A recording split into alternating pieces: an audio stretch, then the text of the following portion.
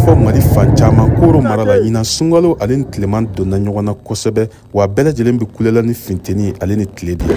ka fɛɛrɛ ɲini o la tasumaya la o jɔyɔrɔ ka bon kosɛbɛ o kɛn bɛ ka gilasi kɛ sanbalaɲɔgɔn ye Koro mara kɔnɔna na wa musolaka caman kɛn bɛ ka kɛ u ka jagokun ye Mariam Dara ale ye a baarakɛla dɔ ye an k'ale lamɛn. Donc ne ka baara ye gilasi baara de ye donc an bɛ gilasi de togodala mɔgɔw bɛ na gilasi t'an bolo 4000 3000 ka taa feere donc an bɛ ka gilasi tala de kɔnɔ sisan a ma na fɔlɔ donc n'o nana o bɛ gilasi ta ni sunkalo sera an bɛ baara kɛ ɲɔgɔn bolo. Sanni feere la dɔw bɛ bɔ togodaw la ka na san ne ka k'u kɔsegin ka taa feere Isa Gindu ale ye baarakɛla dɔ ye. N bɛna gilasi ta sirilen n b'a ta tantan n bɛ taa anw fɛ yen n b'a feere 20 sasema in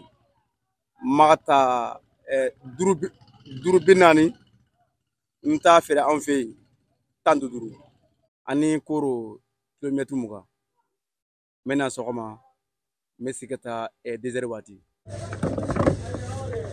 Musolaka caman y'a yira n na k'a fɔ ko nafaba de bɛ gilasi feere in na kosɛbɛ nka gɛlɛya kelen mun b'u kan o bɛ tali kɛ kuranko de la i n'a fɔ Yadiko Jalo b'a ɲɛfɔ an ye cogo min na an k'ale lamɛn. An kɔni an ka clients bɛna gilasi ta ala ko tiɲɛ bi kuran ko tigɛra an ko sirannen don dɔɔni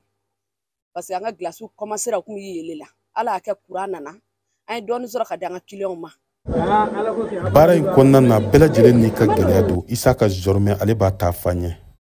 Jiko problème fana b'an da la madame ji ɲini k'an b'a siri ka kɛ gilasi ye mais a tɛ sɔrɔ fo an bɛ obligé ka ji sachet de san 100 tan an b'o san Burkina b'o bolo ma bankasikaw bolo an b'o de k'a la an b'a feere o ma. An y'an sen fa ka se cakɛda min kɔni jɔlen don kuranko kan Koro nka an ma maa sɔrɔ mun b'an ka ɲininkali jaabi nka u ka baarakɛla dɔ mun y'a kanu a tɔgɔ ka to dogo la a y'a yira n na k'a fɔ ko san o san musolakaw bɛ firigo caman de san nin baara in kama wa kuran tɛ se k'a bɛɛ lajɛlen ta